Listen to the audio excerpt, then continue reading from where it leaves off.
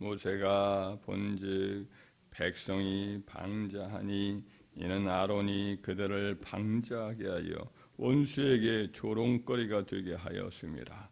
이에 모세가 진문에 서서 이르되 누구든지 여호와의 편에 있는 자는 내게로 나오라 하매 레위 자손이 다 모여 그에게로 가는지라. 모세가 그들에게 이르되 이스라엘의 하나님 여호와께서 이렇게 말씀하시기를 너희는 각각 허리에 칼을 차고 진이 문에서 저 문까지 왕래하며 각 사람이 그 형제를 각 사람이 자기의 친구를 각 사람이 자기의 이웃을 죽이라 하셨느니라. 레위 자손이 모세의 말대로 행하매 이날에 백성 중에 3,000명가량이 죽임을 당하니라. 모세가 이르되 각 사람이 자기 아들과 자기 형제를 쳤으니 오늘 여호와께 언신하게 되었느니라. 그가 오늘 너희에게 복을 내리시리라. 아멘. 모세가 이제 십계명 돌판을 받으려고 시내산에 올라갔는데 약 40일 동안 그렇게 산 위에 있었습니다. 바로 그때 산 아래에서 이스라엘 백성들이 하나님에 대해서 하나님께 이제 반역을 했습니다. 그래서 하나님 대신에 금송아지 우상을 만들어서 경배하는 일이 발생을 했습니다. 이스라엘의 소수가 그 일에 동참한 게 아니고 사실은 대다수가 그 일에 동참을 했어요. 모세와 여호수아가 산에서 내려올 때 이제 산 아래에서 들리는 소리를 가지고 두 사람이 대화를 하는 내용을 보면 그냥 작은 소리가 아니에요. 온 회중이 전체가 전부 참여해서 노래하고 춤추는 한호성이 마치 전쟁터에서 군인들이 막 함성을 지르면서 이렇게 하는 그런 소리로 들릴 만큼 그래서 대다수가 그 우상숭배에 참여한 것이 분명합니다. 얼마나 그들이 압력이 거세고 대세였는지 모세의 형 아론이 그때 그들의 어떤 힘을 어쩔 수 없이 굴복을 해서 그때 금송아지 우상을 직접 만드는 일을 했을 만큼 그만큼 대다수가 그 일에 동참을 한 거죠. 그런 상황에서 모세가 사람들에게 누구든지 여호와의 편에 있는 자는 내게로 나오라 이렇게 명령을 했어요. 근데 그때 여호와 편에 선 자는 사실은 소수였던 거죠. 그때 이제 그 레위 지파만이 바로 그때 모세 앞에 나오게 되었습니다. 이 모세는 이 레위 지파에게 명령을 말하기를 여호와 편에 선 자는 누구냐 한 다음에 나온 그들에게 너희는 각각 우상숭배에 동참을 한 내 형제, 내 이웃, 내 친구를 죽이라고 명령을 하지. 그 레위 집사 사람들은 참석했던 그 사람들은 자기 아들조차 자기 형제조차 그때 이렇게 쳐서 죽이는 일을 감행을 했어요. 그렇게 가슴 아픈 일을 감행한 이유는 딱 한 가지죠. 하나님의 거룩함을 위한 헌신하는 마음. 이거 때문이죠. 시내산에서 오직 한 분 하나님 외에는 다른 신을 두지 말고 우상을 만들거나 섬기지 말라라고 하는 지엄한 하나님의 명령을 지키기로 원래 맹세로서 작정을 했던 선민 아닙니까? 그런데 그렇게 선민이 그런 악한 일을 자행한 것에 대한 거룩한 분노감, 이것이 바로 레위 지파 사람들을 이렇게 사로잡아서 그들로 하여금 우상숭배에 앞장섰던 자기 아들, 형제, 친구, 이웃을 그들은 과감하게 칼로 쳐서 죽였던 거죠.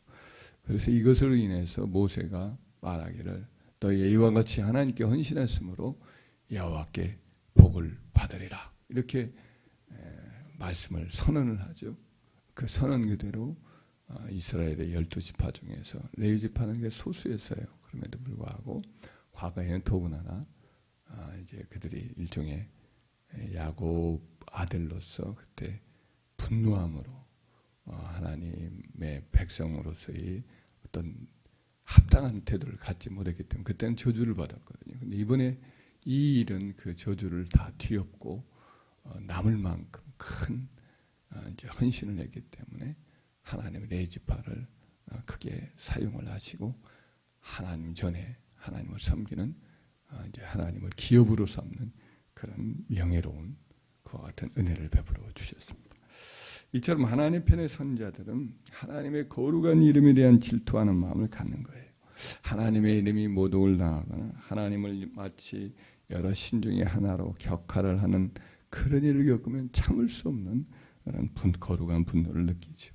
요즘 뭐 이단들이 두려워를 하지 않고 이제 공공연하게 그들이 이제 자기들을 밝히면서 지내는데 교회 안에까지 들어와요. 그래서 교회에다 입구에다가 이제 자기들 뭐 이렇게 전단지를 갖다 놓거나 자기들 개인의 이름을 거다 전화번호를 써요.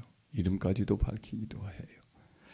근데 이 거룩한 분노가 있는 거죠. 이단이 감히 하나님의 전에 와서 이와 같이 도전하는 것에 대해서 분노감이 있기 때문에 전화를 걸어가지고 키웠고 따지고 이렇게 그 사람들을 또 뭐 오히려 전화를 우리가 먼저 끊겼다고 서둘러 도망치게 만드는, 다시는 뭐 발로 못 딛게 만드는 그런 일을 하는 성도를 제가 본 적이 있습니다. 이 거룩한 분노감 때문에 그렇게 하는 거지. 성경 속에 하나님의 편에 선 자들의 예를 찾자면 다니엘의 세 친구를 한 예로 들 수가 있습니다. 바벨론의 가장 대단한 왕이었던 느부갓네살 왕이 나라 전체가 이제 너무 광대하니까 정신적으로나 여러 종교적으로 통일하는 게 좋겠다 생각을 하는 거지요. 그래서 두라 평지에다가 어마어마한 이제 금신상을 세워놓고 모든 만주백관과 그 지도자들, 각 지역의 지도자들을 불러 모아가지고 그 금신상 앞에 절을 하도록 명령을 했습니다. 일종의 종교 정치를 하는 거죠. 그것이 이제 권력 수단이 아주 권력 유지에 좋은 수단이었기 때문에 그런 거죠. 지금도 북한이 쓰는 것이 일종의 종교를 가지고 이제 통치자들 바로 하나님의 자리에 자기를 놓는 거예요. 그 김일성 일가를 거의 이제 우상화하고 진고를 선고를 옛날 그런 식으로 해서 아무런 어떤 저항을 하지 못하도록 특별히 이와 같이 하늘에서 낸 그와 같은 불가침의 어떤 신성한 영역으로 생각을 하게 만드는 거지. 그렇게 해서 이제 느부갓네살이 나팔을 불면서 생황을 울리고 그럴 때 모든 사람이 금신상에 절하라 그렇게 명령을 했는데 다니엘의 세 친구들은 목숨을 내걸고 금신상 앞에 절을 하지 않는 거죠. 오직 하나님 한 분만이 참신이기 때문에 우상에게 절하는 것은 하나님의 정일대 명령을 어기는 절대 죽음의 길이기 때문에 그래서 직위와 목숨을 이와 같이 잃어버리는 것이 분명한데도 불구하고 공개적으로 이 우상숭배의 명령에 왕의 명령에 거역을 하는 거죠. 결국은 이제 그 대가로 뜨거운 풀무불에 그들이 던져졌는데 하나님은 놀랍게 다 그렇게 하는 것은 결코 아니겠지만은 그러나 놀랍게 그때 하나의 표적이지요. 머리카락 하나 타지 아니하고 옷 하나 뭐 냄새도 나지 않고 무사히 건강하게 아무런 이상 없이 그 불꽃 가운데 있다가 왕이 나오라 하니까 이제 나와서 왕 앞에 서는 거죠. 그래서 왕이 놀라가지고 이 다니엘의 세 친구의 하나님 그 이름을 누구도 묻어가지 못하게 이렇게 명령을 내릴 만큼 그와 같은 놀라운 역사가 있었습니다. 신학시대에 이방인의 사도로 부름받은 바울, 우리 주 예수께서 이제 교회를 박해한 그의 큰 죄를 용서해 주셨잖아요. 그리고 악한 그를 하나님의 거룩한 종으로 부르시고 이방인의 사도로 그를 임명을 했습니다. 그 일에 크게 감동을 받지요. 그래서 사도 바울은 십자가에서 자기를 대신하여 죽으시고 그리고 다시 사신 자기를 그토록 사랑해 주신 예수 그리스도 그 은혜와 사랑에 감격을 해서 자기의 전생애를 이제 그 사명에 온전히 헌신을 해서 살아가지요. 로마에 있는 교인들에게 편지를 쓸 때 바로 그게 14장 7절 8절에서 이렇게 선언을 합니다. 우리 중에 누구든지 자기를 두고 하는 말이죠. 우리 중에 누구든지 자기를 위하여 사는 자가 없고 자기를 위하여 죽는 자도 없도다. 우리가 살아도 주를 위하여 살고 죽어도 주를 위하여 죽나니 그러므로 사나 죽으나 우리가 주의 것이거다. 오직 예수 그리스도 그분만을 위해서 살겠다. 살아도 죽어도 오직 주님의 것이고 주의 이름을 위해서 살겠노라고 이렇게 고백을 하는 겁니다. 주님이 우리를 위해서 온전히 우리 편을 들어주시고 그렇게 사셨기 때문에 우리도 주님의 편이 되어야 한다. 사도 바울이 그렇게 굳게 결심하고 그 일을 선언을 한 것입니다. 주님 편으로 살기로 작정한 주의 백성들은 주님과 함께 고난도 즐겁게 받는 거죠. 주님이 남기신 교회와 주의 백성들을 위해서 남겨주신 고난을 자기 육체에 채우기를 즐거워하는 것이죠. 주님의 이름이 거룩한 이 질투심을 가지고 주님의 이름이 모독을 당하면 기꺼이 분노와 열정을 느끼고 그 고난에 동참을 하는 거지요. 다윗이 잘 나갈 때 다윗의 편에 줄을 섰던 그런 사람들이 대다수였습니다. 그런데 다윗이 나이가 들었어요. 그리고 그의 아들들 중에서 가장 잘생기고 카리스마 넘치고 뭔가 이렇게 활동하는 것 같고 그런 사람이 있었습니다. 원래 제가 셋째예요. 둘째 아들은 이 아비가일이라고 하는 지혜로운 여인의 아들이었는데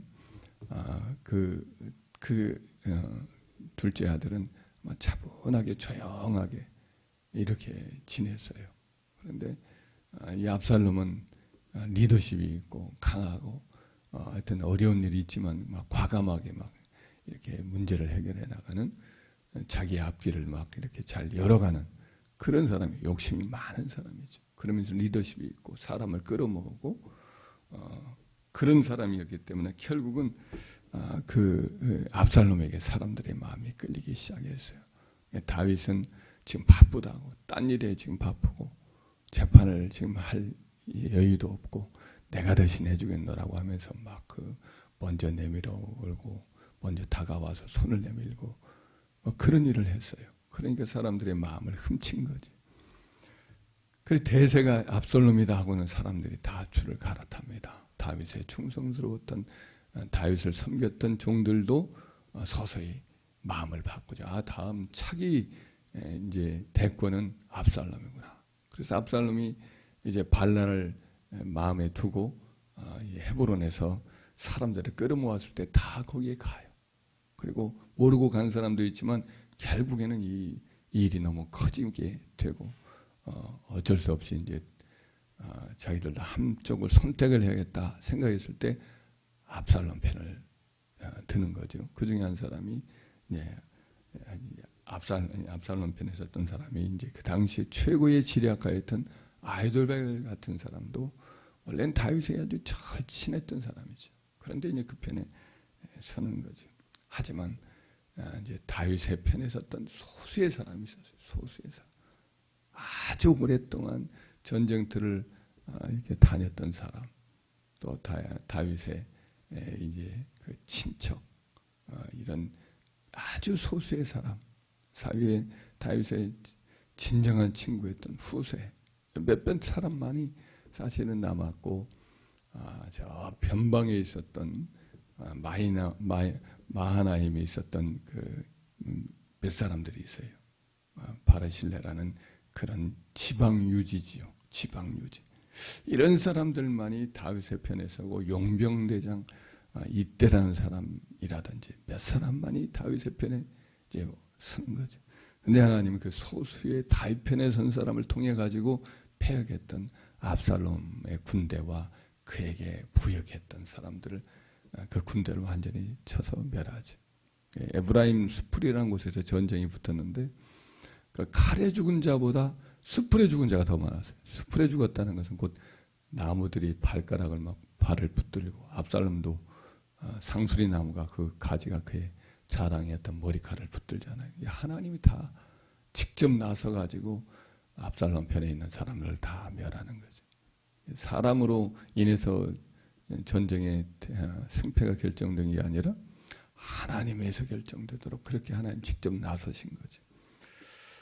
하나님 편에 선 자, 진리의 편에 선 자, 정의의 편에 선 자, 이런 사람들이 비록 그 일이 소수고 또 환경이 열악할지 몰라도 우리는 선택을 하라는 그 시험이 다가올 그때에 이제 하나님 편에 서고 또 진리의 편에 서고 또 거룩한 의리를 지키는 자의 편에 서야 할 줄 믿습니다.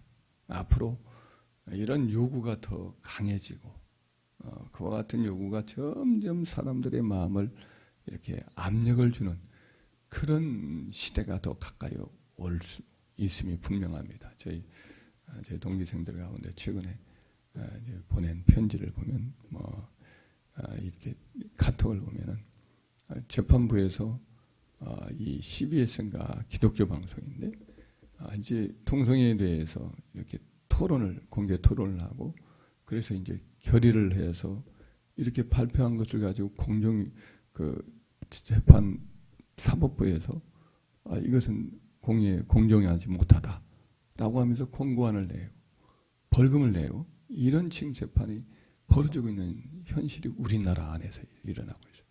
기독교 방송인데 방송에서 정책 토론을 한 걸 가지고 이걸 가지고 지금 이제 동성애법에 이렇게 친동성애 이 정책에 반한다고 하면서 공정 문제를 거론하는 이런 시대 속에 지금 살고 있는 거예요.